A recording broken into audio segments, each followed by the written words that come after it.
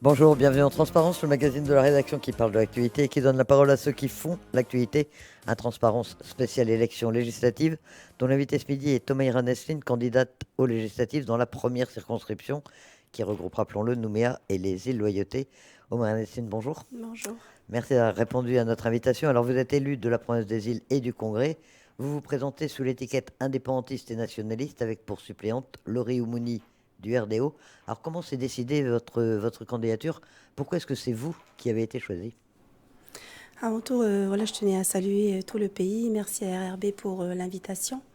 Et rappeler encore tout notre soutien aussi à toutes les personnes endeuillées et tous ceux et celles qui traversent aussi durement les événements qui sont passés depuis le 13 mai.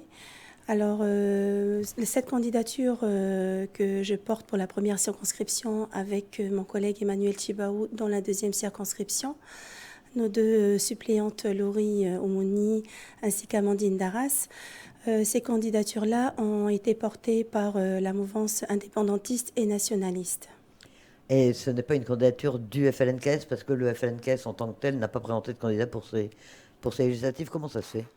Alors, comme vous le dites, enfin, vous le savez très bien, on devait avoir un congrès. Le congrès du Front devait se tenir samedi dernier à Nechaot. Donc, ce congrès ne s'est pas tenu.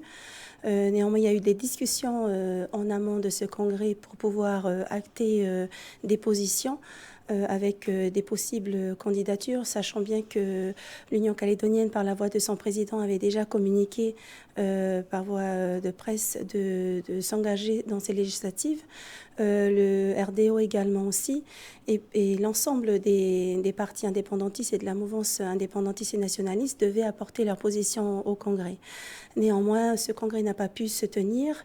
Et étant donné aussi qu'il y a eu le délai aussi imparti, puisque personne ne pensait que le président Macron allait dissoudre l'Assemblée nationale. Ah, ça a surpris tout le monde. Oui, ça a surpris tout le monde. Donc, nous, premièrement, et il y a 3 semaines de ça, donc effectivement, tout quand l'Assemblée nationale a été dissoute, il fallait que voilà, l'ensemble des partis, donc le Front ainsi que la mouvance nationaliste, devaient se positionner.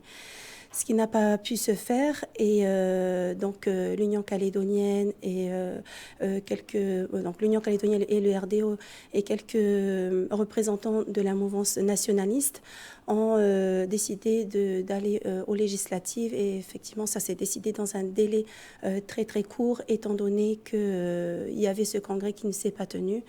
Donc nous avons, quoi qu'il en soit, porté cette responsabilité aujourd'hui d'y aller à ces législatives, puisque c'est quand même important pour nous, en tant qu'enfants du pays, Emmanuel et moi, qui sommes engagés dans ces législatives, de pouvoir porter la voix de notre peuple, de notre pays à l'Assemblée nationale. Alors pourquoi vous? Je vous demandais, Omaïra Nessine, d'autant plus que vous avez fait parler de vous récemment, puisque vous êtes l'élu qui a signé un protocole d'accord avec l'Azerbaïdjan.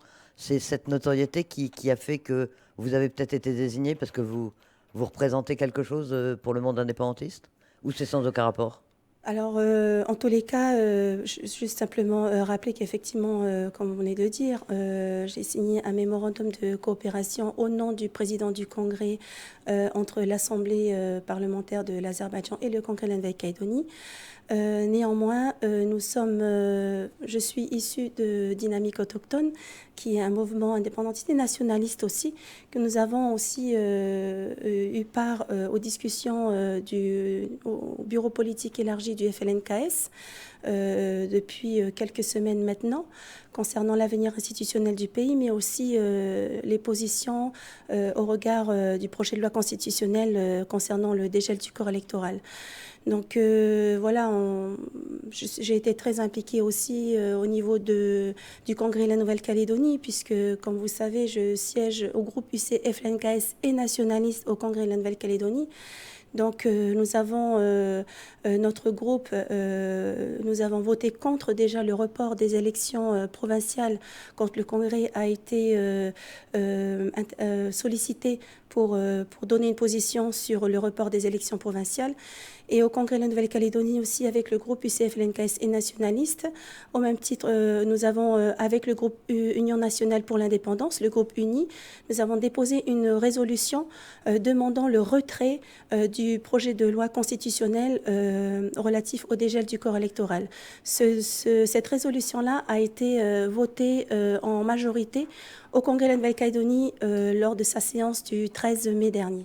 On va y revenir. Encore un mot sur l'Azerbaïdjan. Vous avez compris à l'époque, parce que l'actualité passe vite, mais c'est quand même un sujet qui avait un peu dominé l'actualité pendant quelques temps. Vous avez compris que des gens puissent être choqués qu'on signe un mémorandum de coopération avec une dictature comme celle-là, ou quand vous l'avez fait, ça vous a paru normal? Alors, juste pour rappeler un petit peu le contexte aussi, chaque pays, c'est important de rappeler que chaque pays aussi ne se contente pas d'aller uniquement frapper à la porte de ceux qui sont avec nous. Nous avons, juste pour rappeler que l'Azerbaïdjan a présidé le mouvement des non-alignés de 2019 à 2024. Et ce mouvement des non-alignés-là, c'est un couloir aussi que le FLNKS a pris pour pouvoir porter sa voix au niveau international dans le cadre du processus de décolonisation. Et le mouvement des non-alignés soutient tous les pays et territoires dans ce processus-là. Effectivement, il n'empêche que c'est une dictature. Chacun voit chaque pays avec les lunettes qu'ils ont. Simplement rappeler que quand on va serrer la main à un pays ou une force à l'échelle mondiale, juste rappeler que nos voisins australiens ont aussi reçu le Premier ministre chinois dernièrement, que Emmanuel Macron aussi a reçu la Chine aussi. Vous n'êtes pas responsable d'un État, hein. Vous êtes élu d'un. Sûr. Voilà. Et le Congrès est censé quand même représenter l'ensemble des élus calédoniens et pas seulement une composante. Oui. C'est aussi l'un des éléments qui a pu choquer. Oui. Autre question sur votre candidature. Vous êtes Rougir Dynamique Autochtone, Union calédonienne aujourd'hui, dans le groupe UCF-LNKS et nationaliste. Quelle est la position de la CCAT, qui est une émanation de l'Union calédonienne? Est-ce qu'ils sont engagés dans ces élections législatives? Est-ce qu'ils vous soutiennent? Ou est-ce qu'ils sont complètement en dehors de ce scrutin? J'ai eu l'occasion de le dire hier soir sur le plateau d'NC Première que la CCAT est une émanation, a été l'émanation de l'Union calédonienne par son congrès à l'île des Pins. Et donc, j'ai eu l'occasion aussi de le rappeler. J'ai participé moi-même en tant que dynamique autochtone à toutes les marches pacifiques, les sittings, des rencontres dans le cadre de la CCAT, organisées par la CCAT, pour se lever justement, pour lever la voix au niveau du terrain concernant le non au dégel du corps électoral. Mais là, c'était des marches pacifiques, ça ne l'est pas resté. C'est vrai qu'après le 13 mai, il y a eu un mouvement de révolte. Comme l'a rappelé aussi certains leaders, notamment de l'Union calédonienne et aussi le responsable de la CCAT, on n'a pas appelé à aller faire ces exactions-là. Simplement, ce mouvement de révolte rappelait que quelque part, ça nous interpelle aussi, nous, en tant que responsables politiques. Je m'inclus dedans parce que pendant 40 ans qu'on a on a fait de belles choses. Le pays s'est développé, le pays s'est émancipé. Et en l'espace de quelques jours, effectivement, il y a beaucoup de personnes qui ont tout perdu. Et j'apporte aussi mon soutien total à toutes ces personnes aussi, ces entreprises-là qui ont tout perdu.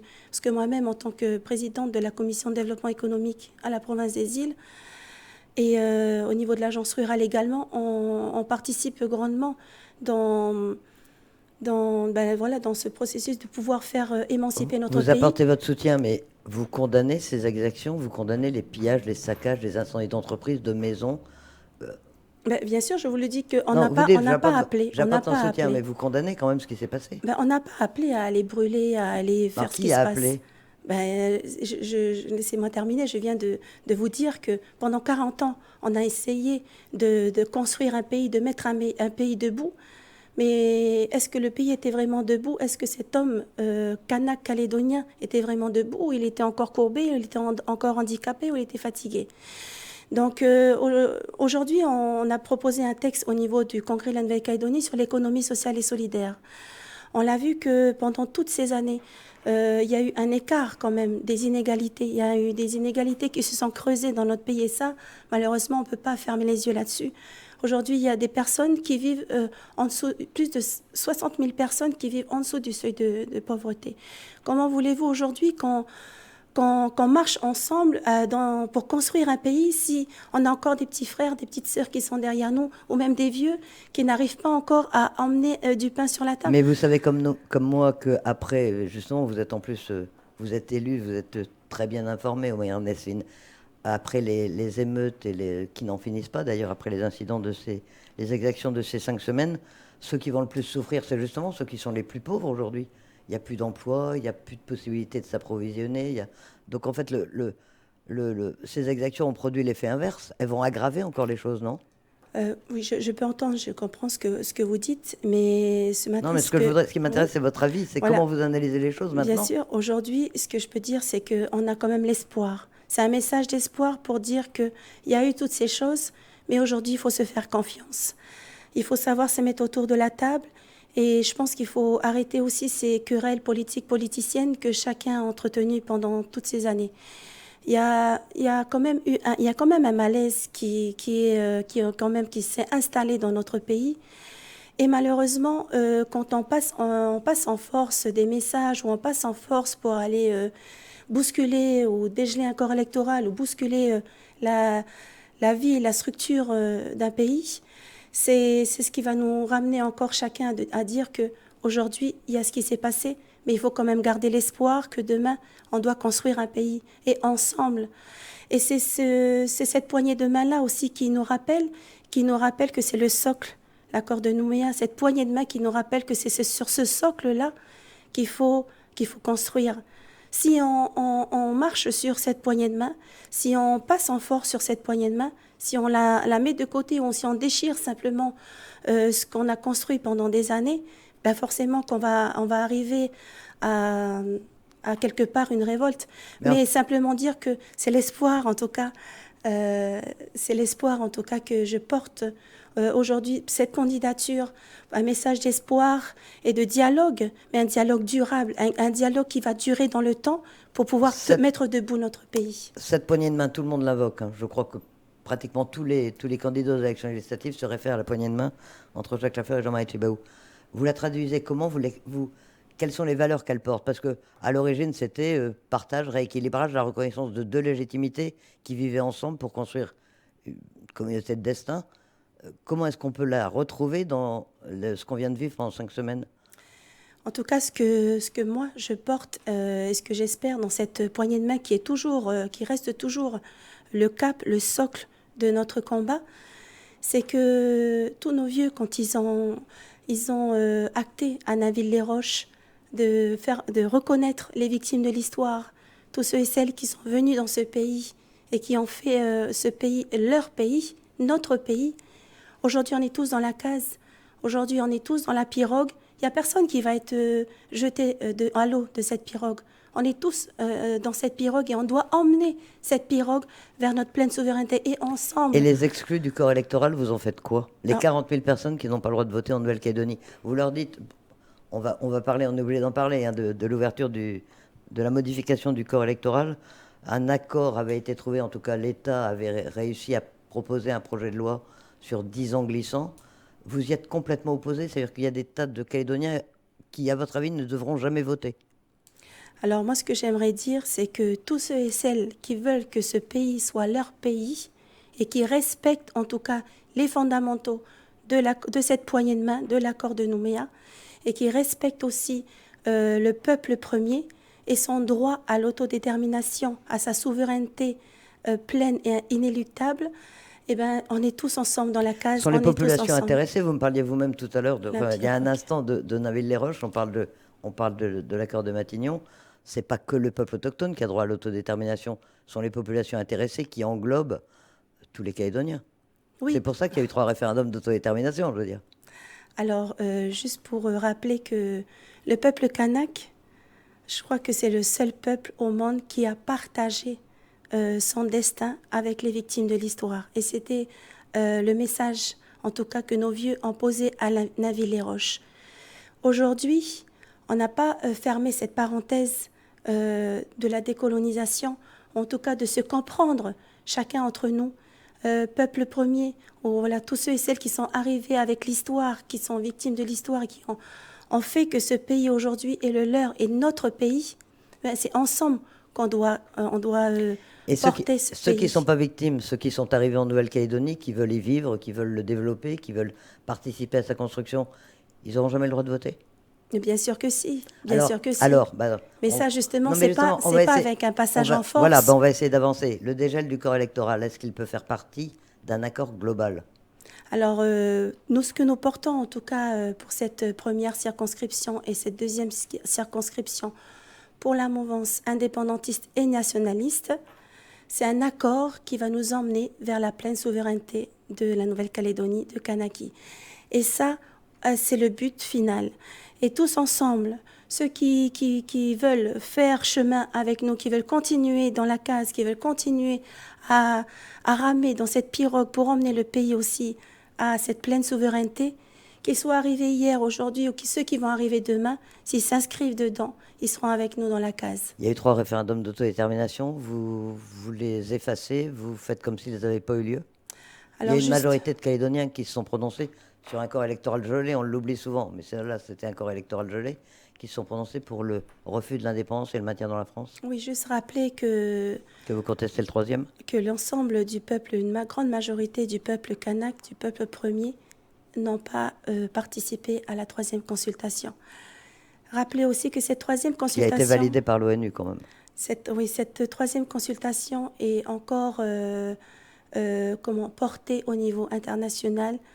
Il y a un travail qui est fait avec la Cour internationale de justice pour justement reconnaître que cette troisième consultation s'est faite sans le peuple concerné. Vous avez trouvé un pays pour porter devant la Cour internationale de justice? Aux dernières nouvelles, c'était compliqué. Aucun pays ne voulait se porter ce dossier. Ah ben, en tout cas, on espère. En tout cas, Vous cherchez, mais vous ne l'avez pas encore. on y croit. Simplement de dire que s'il faut qu'on construise ensemble dans la paix et dans une paix durable, il faut que chacun mette de côté et puis qu'on construise ensemble.